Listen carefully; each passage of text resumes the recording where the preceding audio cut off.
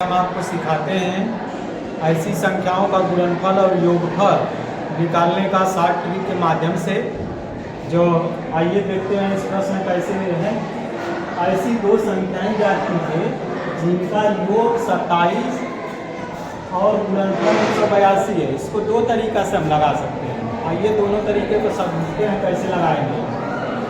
जैसे दो संख्याओं का योग करें, दो संख्या का है, वैसे तुरंत x और y दो संख्या मान लीजिए। तो माना पहली संख्या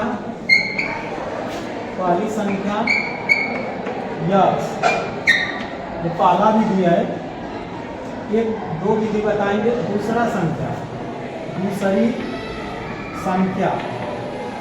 दूसरी संख्या y। अब क्या करिए, कहा है कि जिनका योग दोनों संख्याओं का योग 27 दिया है। तो योग का मतलब क्या होता है? योग का मतलब होता है जोड़ना। और दोनों संख्या को जोड़ दीजिए। जोड़िए, x प्लस वाई बराबर कितना दिया है? 27। प्रश्न में दे दिया है, इसको समीकरण 1 बना लो हमेशा। अब इसके बाद और उसका गुणनफल, दोनों संख्याओं का गुणनफल 182 दिया है। तो गुणनफल का मतलब जानते हैं? गुणा क्या है? x, जैसे x लिखिए, x गुणे y बराबर 182। अब देखिए ये समीकरण, इसको 2 बना लीजिए।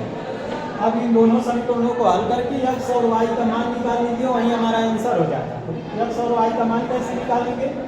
देखिए, एक को इधर लेकर चले जाइए, चाहे तो भाग दे दीजिए, आपका जो मर्जी होगा। समीकरण 1 से x equal to 27 minus Y कर लीजिए। समीकरण 1 से x का मान निकालिए, y को इधर लेकर चलेगा। अब समीकरण 1 से x equal to 27 minus Y समीकरण 2 में रखने का।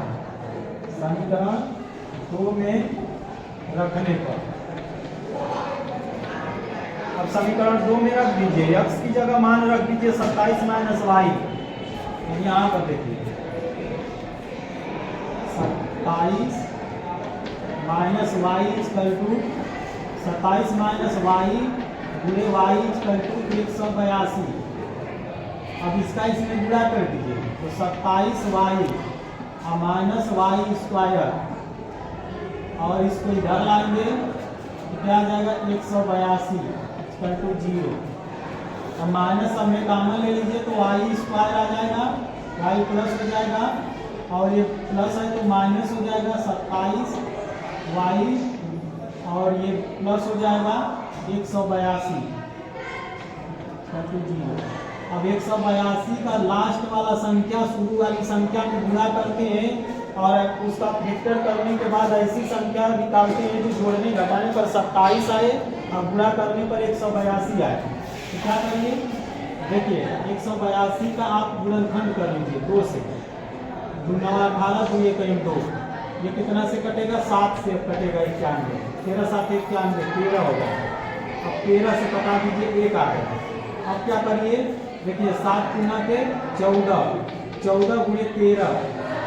अगर 14 गुणे 13 को गुणा करेंगे तो 182 आ जाएगा। 182 और 14 माइनस 13 करेंगे तो 1 आएगा। अगर 14 प्लस 13 करेंगे तो 27 आएगा। 27 जोड़िए, 4 3 7 27। इसका मतलब हम इसकी जगह पर 27 की जगह पर 14 प्लस 13 लिख देंगे।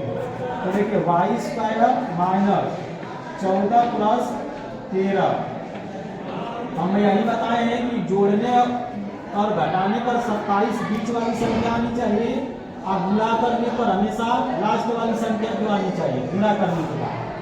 इसके बाद y कर दीजिए प्लस 182 इक्वल टू 0, और वाई स्क्वायर इक्वल टू इसका इसमें गुणा कीजिए 14y minus 13y plus 182 equal to 0।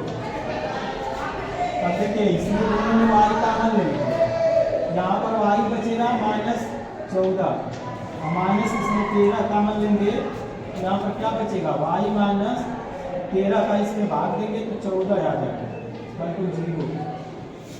अब इसके बाद क्या करेंगे, इसमें से y माइनस 14 कॉमन ले लीजिए, वाई माइनस 14 कॉमन ले लेंगे, यहाँ पर क्या बचेगा, वाई माइनस 13 बराबर 0।